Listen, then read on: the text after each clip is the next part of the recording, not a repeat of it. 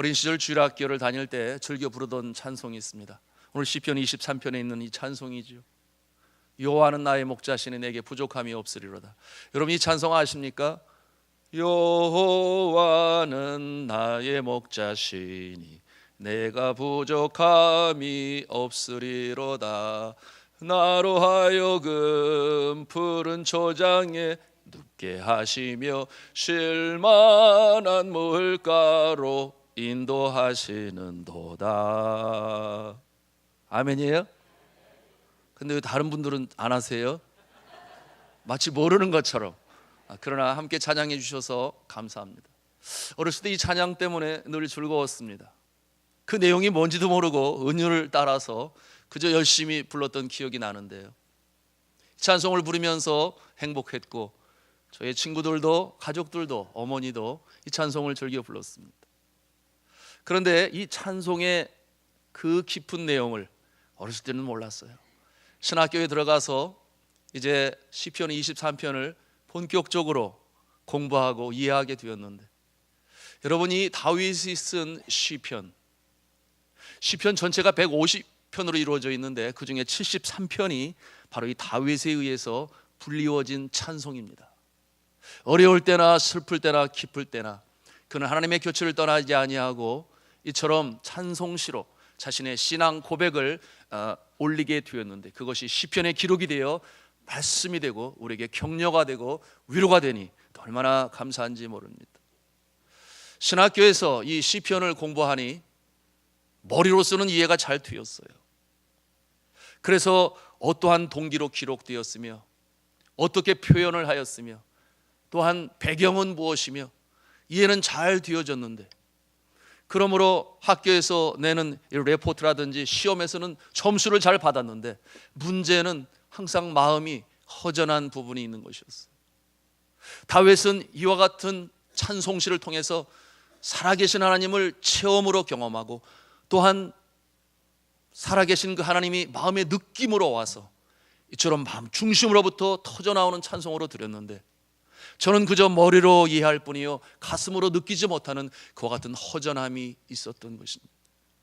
여러분은 어떠하십니까? 시편을 읽을 때 다윗과 같은 그와 같은 간절한 마음, 또한 기쁨이 터져나오는 그와 같은 기쁨의 말씀인 것입니까? 자, 하나님은 정말 나의 목자가 되실까?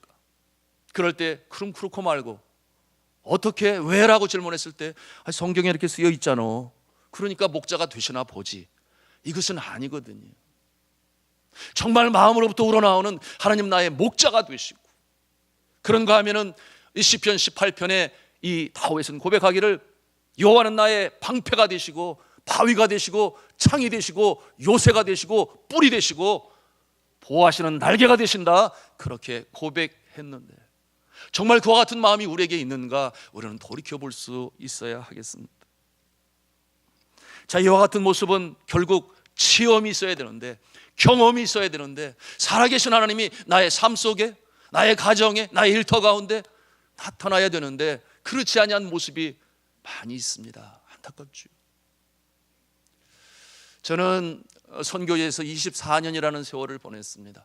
필리핀에서 7년, 그리고 네팔에서 16년, 안식년을 포함해서 미국의 공부기간을 포함해서 24년 만에 이제 다시 고국으로 돌아왔습니다. 필리핀에서는 산지족을 섬겼습니다. 그런데 이 산지족은 문명과는 상관이 없이 살아가는 사람들이 있기 때문에 저들과 함께 먹고 어울리고 시간을 나누는 것이 결코 쉽지는 않았습니다. 그들과 함께 기거하다 보니 많은 어려움들이 있었어요. 날씨는 덥고 벌레는 많고 전기는 무려 그때 한 10시간만 하루에 주었던 것 같아요. 얼마나 더운지. 때로는 냉장고에서 물이 줄줄줄줄 흘러나와서 음식들이 상하는 그 같은 경우도 있어요. 그런가 하면은 전화가 없어서 전화 한번 걸려면 한참 시내로 나가야 했습니다. 환경적인 어려움, 자연의 재해 등이 끊임없이 저 아내를 힘들게 하였습니다. 여러분, 제가 간증으로 전에도 나눴어요. 독충이 제 아내를 쏘았습니다. 그날 수요일 저녁이었는데 제가 가학 선교지로 들어가려고 하는데 갑자기 문이 열리면서 이 트라이시클, 오토바이 옆에 사람 앉는 자리가 들어왔어요. 얼마나 빨리 들어왔는지 바퀴가 터져 있는데 그 안에서 나오는 사람이 저는 누군지 몰랐어요. 제 아내였는데 너무 퉁퉁 부어가지고 온몸이 부었어. 오는 길에 병원이 없으니 그냥 집으로 왔는데, 가까운 클리닉에 가서 어떻게 하든지 좀 조치를 하려고 하는데 병원이 없으니 그 클리닉 의사 선생님 말씀이, 왜 이런 곳에서 사냐고, 알러지성 체질이기 때문에 벌레 물리면 이렇게 어려운 상황이 되니까 고국으로 돌아가는 것이 좋겠다. 그 두 알에 이 처방된 약을, 해독제가 되겠죠, 그 가려움증 통증으로 인해서 밤에 잠을 이루지 못했습니다. 아내의 온몸에 이 약을 발라주면서 기도했습니다. 울면서 기도했어요. 하나님이 약속하시지 아니하셨습니까? 볼지어다 내가 세상 끝날까지 너희와 항상 함께 있을 것이라. 그런데 왜 하나님 이렇게 어려움을 주십니까? 그렇게 3일 밤을 잠 못 들고 지새야 했습니다. 큰 홍수가 있었어요. 필리핀에 26년 만에 큰 홍수니 비가 얼마나 내렸겠습니까? 저희 집에 있는 마을이 물에 잠겨버렸습니다. 그날 저는 아침 일찍 마닐라에 일을 보러 갔는데, 아내는 학교에 딸을 데려다 주러 갔는데 학교에서 비가 너무 많이 오니 돌아가라. 그래서 돌아오게 되었는데 집 앞에 들어가서 도로에서 집으로 가려고 하니 세상에 마을 전체가 물로 잠겼어요. 근데 그 안에는 저희 이제 3살 난 아들이 있었고, 그리고 파출부 아줌마가 아침에 와서 일을 돕고 있었는데, 사람들이 이번에 보트를 가지고 그 안에 들어가서 집기를 가져오고 사람들을 구해오고 하는 그와 같은 아주 상황이 전쟁터와 같았습니다. 내 아들은 어떻게 되는 것인가, 어떻게 하겠어요? 동동 울며 발을 구르고 있으니 옆에 있는 그 사람들이 한 외국인 여자가 울고 있으니 안 됐다 생각을 했는지 순서가 아님에도 불구하고 보트를 먼저 사용하라고 내주었어요. 그래서 그 보트를 타고 가는데 물살이 얼마나 심하게 밀려오는, 앞으로 전진해 나갈 수가 없어요. 수영을 해가서 끈을 잡고 땡기고 그러면서 겨우 가게 됩니다. 왜 이런 일이 일어났는가? 26년 만에 폭우, 저 피나투브 1750m의 산지에서 비가 얼마나 내려오는지 골짜기마다 물이 메어지게 되었는데, 그 물이 바다로 잘 흘러가면 문제가 없겠지요. 그러나 남진하의 때는 밀물의 때라. 여러분, 밀물 썰물 아시지 않습니까? 밀물이 되니 이 산에서 내려오는 물이 내려가야 되는데 내려갈 수가 없는 거예요. 점점 바다의 수위가 높아지니, 그러니 마을마다 다 물에 잠기게 되는 그와 같은 일이 나타나게 된 것입니다. 가까스로 집에 도착을 하고 보니 이미 물이 집안에 차게 되었는데, 주인이 지혜롭죠. 바깥에서 계단 2개를 올라가서 거실로 들어가고, 또 거실에서 안방으로 들어가는데 또 계단 2개가 있어서 그 높이가, 안방은 꽤나 높은 거예요. 집안에는 이미 흙탕물이 들어오고 집기들이 둥둥 떠다니고 있지만 안방 쪽에는 들어가 보니 아직 물이 그렇게 높이 들어오지는 않았는데, 침대 위에 이불이 쌓여있고 이불 위에 베개가 쌓여있고 베개 위에 제 아들이 그 물을 보면서 울고 있는 거예요. 가까스로 건져낼 수 있었지요. 그런데 그 옆에 고양이도 같이 있었어요. 제 아들 옆에 고양이도 물이 싫으니까 여하튼 그렇게 가까스로 이제 구해내게 되었는데, 그런데 그것으로 끝난 것이 아니었습니다. 이 물로 인한 트라우마가 있기 때문에 매일 밤 12시 정도가 되면 깨어나는 거예요. 자지러지게 울면서 깨어나요. 그러니 안고 엄마 여기 있어 여기 있어. 엄마가 없는 그것이 그 아이에겐 트라우마가 된 거죠. 여러분, 자녀들은 그렇지 않습니까? 아기들은 그래요. 아무리 전쟁터 폭탄이 퍼붓는 곳에서도 엄마의 품에만 있으면 잠들 수 있잖아요. 이와 같은 일이, 여기 있어 엄마 울지 말어, 한 20분 그렇게 울다가 잠들곤 그랬는데 그것이 1년이 넘도록 매일같이 지속되었으니 얼마나 힘듭니까? 비가 오기만 하면 울어요. 비 오지 마, 비 오지 마. 기도하라고 그랬죠. 그랬더니 어린아가가 뭘 합니까? 기도해요. 비 오지 마, 비 오지 마, 비 오지 말게 해주세요. 트라우마가 심했는지 수영장을 가게 되었는데요, 유치원에서 수영장에 못 들어가요. 다른 애들 다 들어가서 재밌게 노는데 빙글빙글 돌기만 해요. 다 끝나고 가려고 그때 이제 들어가요. 그런 아픔이 있었습니다. 그런가 하면 네팔에서도 또한 어려움이 있었는데, 제가 이와 같은 간증을 나누는 이유가 있습니다. 다윗이 하나님을 이처럼 찬양하는 23편의 노래, 이 노래는 저가 인생의 마지막 무렵에 그의 삶을 마감하면서 불렀던 찬송이 되는데, 그 내용이 얼마나 그 마음 중심으로부터 우러나오는지, 이와 같은 과정들이 지나온 날들 속에 행복한 때만 있었습니까? 만사가 형통할 때만 주님을 찬양했습니까? 그렇지 않거든요. 그 많은 시련과 아픔과 고통 속에서 그 가운데서도 주님을 만나고 그 손길을 저가 체험하게 되었습니다. 네팔에서는 여러 가지 많은 일들이 있었습니다만은 이 공산당들이 때때로 컬퓨라고 하는 이른바 번다라고 저들은 말을 하는데 통행 금지를 시켜버려요. 갑자기 대낮에도 차들을 다닐 수가 없어요. 저와 저희 아내가 이미 학교에 갔는데, 아이들 행사에서 갔는데 집에 오는 사이에 이 컬퓨를 선포를 했어요. 차들 다니면 다 잡아다가 타이어, 불타는 타이어를 가지고 차를 전소시켜 버립니다. 차에게 돌을 던지고 뭐 그런 일들이 전쟁터죠. 그런데 이미 차를 몰고 나오는데 이미 그와 같은 상황이 된 거예요. 그와 같은 상황에서 저들이 다가오고 분중으로 다가오고 돌을 집어던졌는데 이 집차의 뒷 유리창이 빵 깨지면서 그 벽들이 얼마나 세게 날아왔는지 그 안으로 들어오고, 유리창 이 파편이 저와 제 아내의 뒤통수를 치고, 뭐 가까스로 그 상황에서 외국인이기 때문에 벗어나기는 했습니다만은, 그러나 이것이 또 트라우마가 돼가지고 아침에 일어나면 이상하게 이 식도가 조여오는 거예요. 제 아내가 물도 삼키기가 어려워. 그러니 밥을 먹을 수가 있어요. 거기에 두통은 말할 수 없이 몇 달간 지속되는데 일도 참 힘든 일이었습니다. 그런데 그 많은 경험들보다 더 귀하고 놀랍고 영원히 기억할 만한 경험이 있으니 그것은 무엇이었는가 하면, 그와 같은 어려운 상황에서도 하나님께서는 지켜 보호하셨다고 하는 것입니다.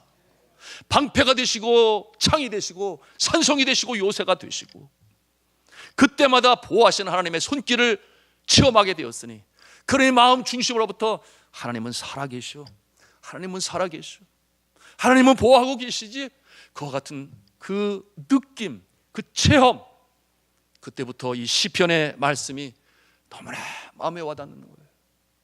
항상 평안할 때만 불렀나요? 그러지 않아요. 다윗은 7 수금을 켜며 어려울 때, 힘들 때 눈물로 하나님께 기도하고 찬양하고. 보십시오, 저나 아내나 이렇게 버젓이 잘 살아있지 않습니까? 잘 살아있어요. 저는 고국에서 목회를 하고 아내는 여전히 비거주 선교사의 모습으로 네팔을 오고 가고 있습니다만, 그와 같은 어려움 속에서 역사하시는 하나님, 나를 지켜 보호하시는 하나님, 결국 고진감래라는 말이 있듯이 그와 같은 어려운 날들 뒤에 아름다운 열매로, 아름다운 결과로 하나님이 주시니, 하나님은 참으로 선하신 하나님, 나의 평생의 선하심과 인자하심이 정녕 나를 따르리니 내가 여호와의 집에 영원히 거하리로다. 이와 같은 찬송이 나의 중심 마음으로부터 울려 퍼지는 찬송이 되었어요. 그와 같은 경험은 어려운 때를, 힘든 때를 함께 하시는 하나님, 그것이 살아있는 말씀이 되고 메시지가 돼서 지금도 제 마음에 땡그렁 땡그렁 종소리처럼 지금도 울리고 있습니다. 사랑하는 성도 여러분, 이와 같은 하나님의 갚으심, 그와 같은 모습은 전화위복의 모습으로 나타났잖아요. 여러분, 리빙손 학교의 소식을 여러분이 잘 아십니다. 하나님께서 얼마나 복을 주셨는지. 처음에 54명으로 유치원이 시작이 됐는, 하나님이 복을 주시니 초등학교로 발전하고 이후에는 중학교, 고등학교, 그 다음에 초급 대학까지 가게 되니 얼마나 감사해요. 제가 몇 주 전에 저희 아내와 함께 한동대학교, 포항에 있는 한동대학교에 내려갔어요. 왜냐하면 이 리빙손 학교에 와서 실습을 하겠다는 거예요. 교생 후보생들이, 졸업반 학생들이. 그 가운데 특별히 이 국제학교라고 하는, 영어로 사용하는 이 나라 저 나라에 있는 국제학교들이 있습니다. 거기에 교사 후보생으로 준비한 학생들이 네팔에 있는 리빙손 학교에 와서 실습을 하겠다는 거예요. 왜냐하면 그 학교가 영어로 수업이 진행되니까. 유치원 때부터 교과서 자체가 영어예요. 그러니 영어로 준비한 이 교생들이 그곳에 와서 실습을 하겠다. 그래서 그들을 만나고 면접을 하고 네팔에서 어떻게 지내며 어떻게 가르치며 이와 같은 시간을 갖게 되었어요. 얼마나 감사한 일이에요. 여러분, 이 네팔이 아시아에서 최빈국인 것을 아십니까? 가장 가난한 나라에 하나님께서는 부족하지만 연약하지만 이 종과 아내를 세우셔서 우리 산돌중앙교회의 기도와 또 여러 지원하시는 교회들과 성도들의 손길을 통해 그 학교를 그렇게 세우시고, 그런가 하면 또 한 2주 되었나요? 너무나 감사한 소식이 있었는데, 여러분이 한동대학교에서 코너스톤 장학금 프로그램이 있습니다. 그 학교에 지원한 학생들 중에 특별히 성적이 뛰어나고 품행이 단정하고 면접을 통해서 아주 긴 이 프로세스, 이 과정을 가지고 있는데, 세계에서 지원하는 사람들 중에 15명만 뽑아요. 우수한 학생을. 그리고 학비도 대주고 기숙사에 모든 식사비도 대주고, 그 다음에는 온전히 공부에 집중할 수 있도록 나가서 돈 벌지 말아라 해서 용돈도 한 달에 20만 원씩 주고 있는 그런 귀한 프로그램에 우리 리빙스톤 졸업생 중에 하나인 토마스 형제가 합격을 하게 되었어요. 너무 감사하잖아요. 너무 감사하죠. 물론 그 이전에 중국 의대에도 풀스카시프로 가고 또 인도에도 가고 또 그 나라의 카트만두 의대에 입학하는 그런 감사한 일도 있었는데, 이런 모습을 생각할 때 그와 같은 어려움의 때가 있었으나 하나님을 신뢰하고 믿음으로 전진해 나가는 자, 하나님께서 기쁨으로 갚아주신다는 것을 체험하게 됐으니 얼마나 감사합니까? 살아계신 하나님을 체험할 수 있는 것. 2000년에 설립되어진 신학교를 통해서 배출되어지는 신학생들이 많아졌어요. 네팔은 여전 이 미전도 종족 국가입니다.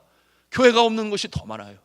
이 히말라야 골짜기 교회가 없는 곳에 졸업생들을 통하여 교회가 세워지니 그곳에서 하나님을 창조주로, 예수님을 구세주로 고백하는 찬송 소리가 그 골짜기에 울려 퍼지니 얼마나 감사해요. 이런 교회들이 계속해서 졸업생들 세워지게 되었는데, 이제는 80여 교회로 세워지게 되었고 매년 교회는 늘어가고 있으니 얼마나 감사한 일입니까? 사랑하는 성도 여러분, 저의 간증이 길었는데요, 제가 이처럼 간증으로 나누는 이유가 있습니다. 그것은 생사고락 가운데 함께 하시는 하나님, 어려울 때 주님이 떠나 계신 것이 아니라 그곳에서 함께 계시며 함께 그 응답의 날을 기다려 주시고 계시고 그날을 함께 견뎌 주시고 그 과정이 있기 때문에 하나님의 일꾼으로 든든히 세우시기 위하여 이와 같은 아픔도 시련도 있다, 그 말씀입니다. 그런데 저는 생각을 해봐요. 모든 일이 만사형통으로 그저 순탄하게 잘 갔더라면, 고생도 없었더라면, 시련도 없었더라면 과연 내가 그처럼 절절히 하나님을 체험할 수 있었을까? 아프니까 기도하고, 아프니까 울고, 아프니까 주님 앞에 하소연하고, 오죽하면 금식으로 그 바닷가, 수빅 바닷가에서 주님 앞에 기도하고, 하나님, 이 필리핀 사람들 미워하지 말게 해주세요. 이렇게 가짜로 폴리스 리포트 만들고 저희를 물주로 알아서 덤태기를 세우려고 하는데 주여, 저들을 미워하지 않게 해주세요. 금식으로 기도했어요. 왜? 미워하면 선거 끝나는 거 아닙니까? 어떻게 저들을 끌어안을 수 있겠어요? 그런데 주님께서는 문제들을 해결해 주시고 열매로 보상해 주시고, 그러니 이래서 그러셨구나, 이래서 그렇게 하셨구나 하는 것을 깨닫게 되었습니다. 그와 같은 아픔과 고난 때마다 보호하시는 하나님의 손길. 그러므로 신학교 시절에 그저 사변적으로 머리로만 성경 공부로만 이해했던 이 시편 23편, 그 외에 다윗이 고백한 찬송시가 이제는 살아있는 생명의 말씀이 되고 저의 영혼을 살리니, 이와 같은 처지에 있는 여러분 모두에게 이와 같은 경험의 역사, 체험의 역사가 있기를 저는 주님의 이름으로 축복합니다.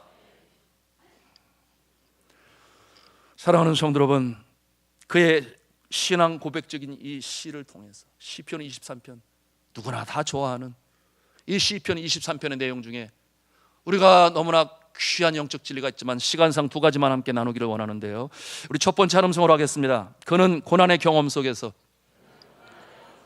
하나님을 알았습니다.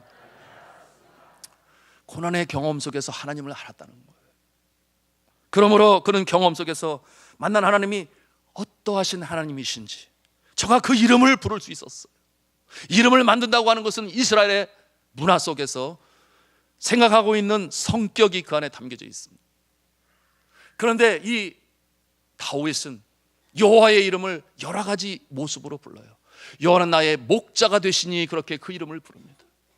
어릴 적 목동의 시절에 아비의 양들을 지킬 때에 곰의 발톱과 사자의 이빨에서 그 양들을 지킬 때에 자기를 보호하시는 분이 있으니, 나는 양들을 보호하지만 나를 보호하시는 분이 계시니 바로 하나님이 되신다. 그래서 제호바 로히, 하나님은 나의 목자가 되십니다, 이와 같은 고백을 하고 있는 것입니다.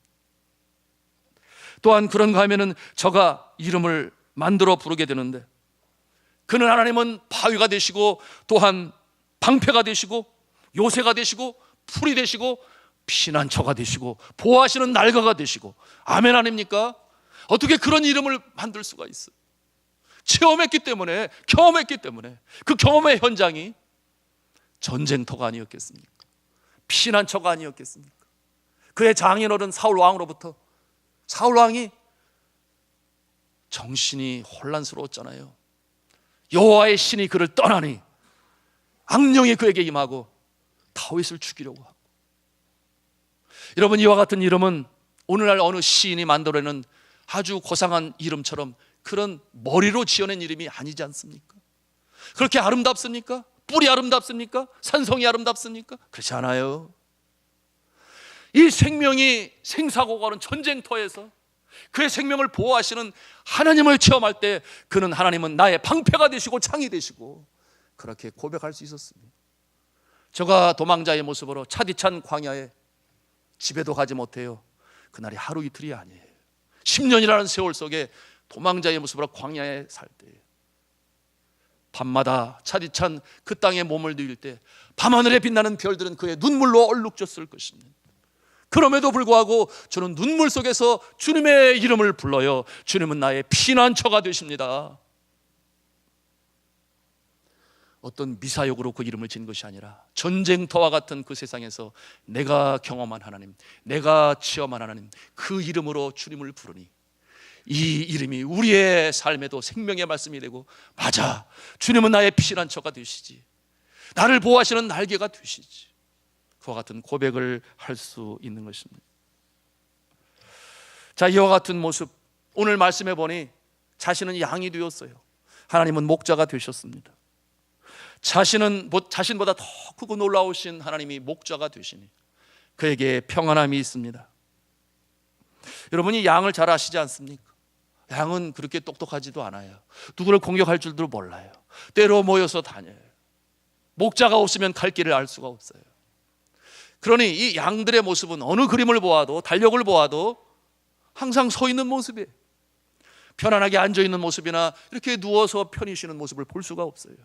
항상 긴장 속에 야수의 위협으로부터 그 위험을 감지해야 되고, 그러니 늘 긴장과 염려 속에 있는데, 오늘 다윗은 뭐라고 이 하나님 목자 되심을 표현하고 있습니까? 우리 2절 말씀을 같이 읽도록 하겠습니다. 2절 말씀, 그가 나를, 시작, 그가 나를 푸른 풀밭에 누이시며 쉴 만한 물가로 인도하시는도다. 아멘. 자, 이처럼 불안 속에 앉기를 꺼려하고 서 있는 양, 그런데 이렇게 물가에 편히 눕게 하시는 분이 계시니 바로 하나님, 여호와 하나님, 그의 마음에 근심이 많을지언정 그를 평안하게 만들으시는 분이 계시니 바로 여호와 하나님이시다. 얼마나 감사한 표현이에요. 정말 감사한 표현 아니겠습니까? 자신을 죽이려는 사울을 피해 광야로 도망친 다윗, 그러나 그 가운데서도 이겨나갈 수가 있었습니다. 사랑하는 성도 여러분, 이와 같은 이 여호와를 목자로 생각하고, 그러므로 그 안에 평안을 누리며, 때로는 슬플 때, 어려울 때 있으나 주님으로 말미암아 나는 전진해 나갈 수 있습니다. 이와 같이 부르는 여호와의 이름. 여러분, 이런 찬송이 여러분 아십니까? 여호와 나의 목자, 내게 부족 없네. 이 찬송을 저는 선교제에서 많이 불렀습니다. 푸르른 초장 위에 나의 몸 누이시네. 선한 목자, 오 나의 목자여, 생수가 넘치는 곳 날 인도하시네. 여호와는 나의 피난처, 보호하시는 날개, 산성이 되시고 방패가 되셔서 어려운 전쟁터 같은 세상을 이겨나가시는 저와 여러분 다 되실 수 있기를 주님의 이름으로 축원합니다. 두 번째로 깨닫는 오늘 말씀의 생명의 양식, 같이 한번 한 음성으로 하겠습니다. 여유로운 삶의 자세를 배울 수 있습니다. 아멘입니다. 오늘 말씀 속에 흘러가고 있는 이 분위기가 있어요. 그것은 뭐냐면 만족함입니다. 인생의 마지막의 모습에 지나온 날들을 돌이켜보면서 그의 마음에 만족함이 있으니 주께서는 내 원수의 목전에서 내게 상을 베푸시고, 이처럼 나와 함께 하시는 하나님의 모습을 생각할 때 My cup overflows 그랬어요. 내 잔이 넘치나이다. 이처럼 아름다운 표현이 없어요. 내 잔이 넘치나이다. 남고 남아서 풍성함으로 함께 하시는, 풍성한 삶으로 인도하신 하나님, 내가 주님을 찬양합니다. 이와 같은 내용이 이 시편 23편에 나와 있습니다. 그런데 우리가 말씀으로 나누었습니다만 다윗의 삶이 꼭 그랬나요? 항상 모든 일이 평탄했습니까? 그러지 않잖아요. 그의 삶이 너무나 힘들었습니다. 그런데 그때마다 주님께서 지켜보았었어요. 그것을 체험하고 경험했던 것이죠. 오늘날 이 시대에 선한 영향력을 미치고 있는 기독교인들, 이 플로의 로버트 클린턴이라고 하는 신학자는 그들을 연구했어요. 600명이나 연구를 했어요. 어떠한 자들이 이 시대에 영감을 주고 지친 자들을 다시 한번 소생케 하는 선한 영향력을 미치는가. 그 인물들을 조사해 보니까 하나같이 공통점이 발견되었는데요. 그게 뭐냐면 어려운 날이 있었다고 하는 것이에요. 아픔의 날, 시련의 날, 고통의 날. 어떠한 자는 감옥에 갇힌 사람이 있는가 하면, 어떠한 사람은 질병으로 인하여 죽음 선상에 다녀온 자가 있는가 하면, 그런데 그와 같은 역경의 날 뒤에 하나님께서는 그를 진정한 하나님의 용사로 세우셔서 크나큰 일꾼, 영성이 풍성한 하나님의 일꾼으로 세우셨다는 겁니다. 그런데 오늘 이 시대에 우리의 모습들은, 특별히 부모된 자의 모습으로 자녀들이 어려움을 당하는 것을 보면 보지를 못해요. 너무나 안쓰러운 거죠. 차라리 내가 아팠으면 하는 그런 부모의 마음이 있는데요. 사랑하는 성도 여러분, 하나님께서는 이 연단의 과정을 통해서 하나님의 일꾼으로 세우시는 줄로 믿으시기를 바랍니다. A.W. 토저라고 하는 탁월한 영성 신학자는 이와 같은 상황을 무엇으로 표현했는가 하면, 낮에 일하시는 하나님, 밤에 일하시는 하나님, 어느 양쪽에도 일하시는 하나님으로 표현을 했습니다. 여기서 말하는 낮이라고 하는 것은 아주 밝은 때를 말하죠. 거기는 행복이 있습니다. 만사 형통이에요. 기쁨이에요. 감사가 저절로 넘쳐요. 표정만 보아도 알 수 있어요. 이처럼 하나님께서 우리의 평탄한 날에도 함께 하시는 하나님이신데, 그런데 그가 강조하고자 하는 것은 나이트 미니스트리. 이게 뭐냐 하면 밤에도 역사하시는 하나님.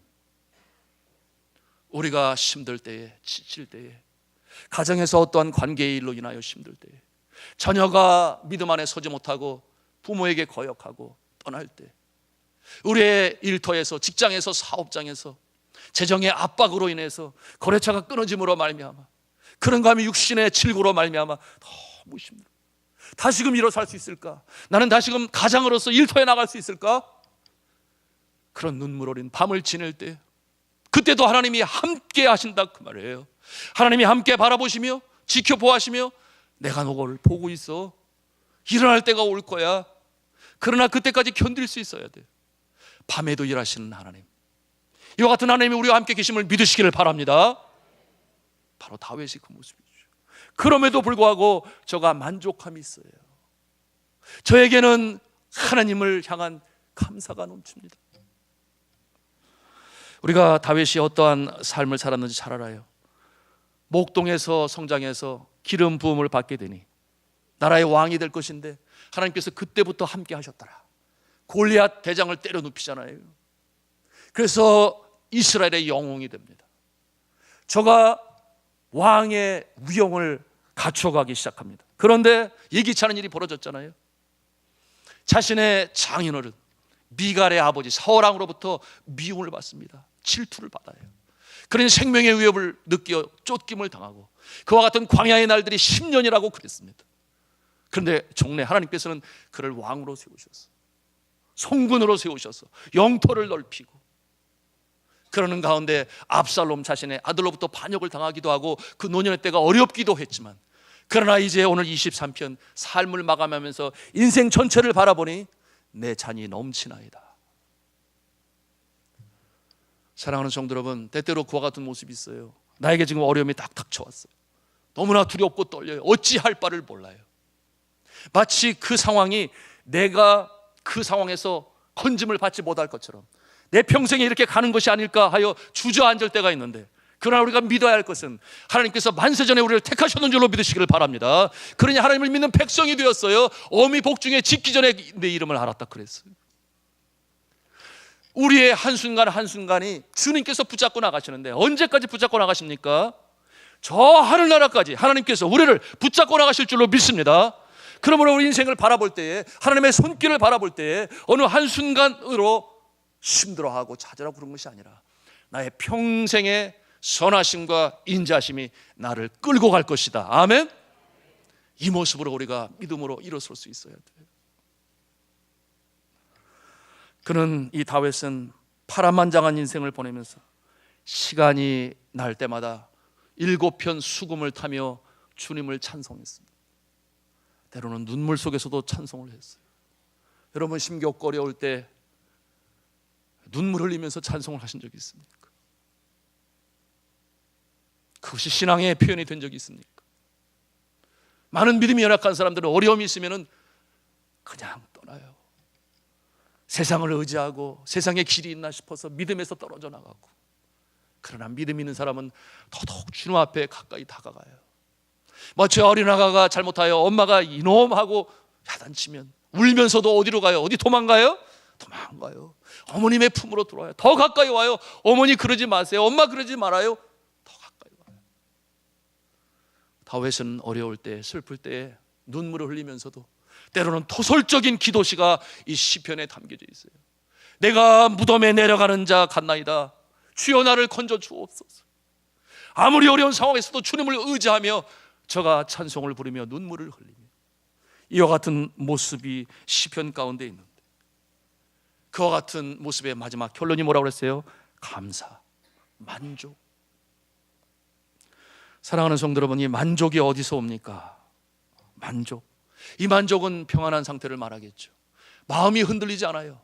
아무리 풍랑이 흔들려도 마음이 흔들리지 않아요. 예수가 함께 계시니 풍랑이 나요. 제자들은 두려워요. 그래서 우리가 거반 죽게 되었나이다. 예수를 깨워요. 그러나 예수가 그 안에 있음을 저가 보지를 못해요. 알지를 못해요. 잠깐 잊었는지 모르죠. 사랑하는 성도 여러분, 우리 여호와 하나님께서 우리와 함께 계심을 믿으시기를 바랍니다. 어느 순간에도 함께 계세요. 그것이 평안을 갖는, 만족을 갖는 기준이 되는 것이에요. 이와 같은 모습, 사도 바울의 삶을 통해서 우리는 아주 분명히 깨달아 알게 돼요. 여러분이 사도 바울은 저가 많은 어려운 삶 속에서도 그의 서신서 속에 이 세 번 이 만족이라는 말을 사용해요. 이 헬라 원어에 보면 아우타르케라고 하는 말을 쓰는데, 이게 뭐냐 하면 어떠한 상황에서 만족을 갖는 것이 그 상황이 세상 사람들 볼 때에 너무나 아닌데, 이것은 아닌데 그런 상황에서도 만족을 갖는다, 그런 뜻이에요. 어떻게 사도 바울은 이와 같은 아주 깊은 영성의 단계에 이르렀는가? 저의 고백을 통해서 알 수 있습니다. 그는 뭐라고 고백을 하는가 하면 이렇게 고백을 해요. 내가 궁핍함으로 말하는 것이 아니라 어떠한 형편에든지 내가 자족하기를 배웠노니. 여기서 말하는 이 자족이 바로 이 아우타르케의 만족을 말하는 것입니다. 내가 비천에 처할 줄도 알고 풍부에 처할 줄도 알아 모든 일에 배부르며 배고픔과 풍부와 궁핍에도 일체의 비결을 배웠노라. 여러분, 저가 이 만족을 한순간 그저 느낌으로 있어서 내가 만족한 게 아니라 배웠다 그랬어요. 배웠다라고 하는 이 말은 오늘 영어 성경에 보니까 I have learned the secret of being content, 이런 말을 사용하는데요. I have learned, 이것은 뭐냐 하면 시간이 흘러오면서 현재 완료가 되겠죠. 그래서 과거의 어떤 시점에 내가 어려울 때 하나님이 나를 건져주셨으니 그때 하나님의 살아계신 모습을 내가 경험할 수 있었어. 그리고 또 살아가는 가운데 또 예기치 않은 어떤 어려움이 발생했습니다. 근데도 그것을 이겨냈어. 그래서 내가 감사함과 만족함을 가질 수 있었어. 그런 일들이 계속해서 반복이 되어져 나오는 가운데 저가 비로소 어떠한 상황에서든지 만족할 수 있는 비결을 갖는 하나님의 사람, 영성의 소유자가 되었다고 하는 것입니다. 그러므로 저는 평화로운 때만 만족한 것이 아니라 빈에 처할 때, 감옥에 갇혔을 때, 돌에 맞고 태장에 맞았을 때도 그것이 감사와 만족이 되었다. 여러분, 우리가 기독교 신앙을 생활을 하면서 때때로 너무나 표면적인 것에 그것을 붙잡고 나가는 그런 모습이 있을 수 있어요. 이것을 본헤퍼라고 하는 독일의 신학자는 값싼 은혜라 그렇게 표현을 했어요. 그러나 우리의 신앙의 세계는 아주 깊고 깊은 곳까지 나아갈 수 있는데, 이 다윗의 영성으로 어려운 때를 승리하시고 어려운 때에도 만족과 감사가 있기를 저는 주님의 이름으로 축원합니다. 이제 말씀을 맺겠습니다. 사랑하는 성도 여러분, 이제 올 한 해도 마무리를 하는, 세물하는, 결산을 하는 그때가 되었어요. 지나온 날들 속에 감사함이 넘치는 분이 계시다면 얼마나 감사합니까? 축하드릴 일이고 함께 기뻐할 일인데, 그러나 한 해를 돌이켜보니 너무나 힘든 때 있었어요. 그런데 그 모습이 회복이 되었으면 오늘 감사가 될 것인데, 여전히 지금 이 순간 나는 가라앉아 있습니다. 침잠해 있습니다. 아직도 안고 있는 문제가 많습니다. 사랑하는 성도 여러분, 지나가는 줄로 믿으시기를 바랍니다. 중요한 자세는 우리가 그럼에도 불구하고 찬송으로 눈물로 주님 앞에 나가는 자세가 필요한 것인데, 그와 같은 자에게 주님께서는 소망으로 주시는 줄로 믿습니다. 내게 능력 주시는 자에서 내가 모든 것을 할 수 있느니라. 사도 바울이 빌립보서 4장 13절에 내게 능력 주시는 자로 말미암아 예수 그리스도 아니겠습니까? 예수 그리스도가 우리와 함께 하시니, 이와 같은 때를 이겨나가게 하시니, 우리는 소망 중에 올 한 해를 마감하고 새해를 맞이하실 수 있기를 저는 주님의 이름으로 축원합니다. 기도하시겠습니다.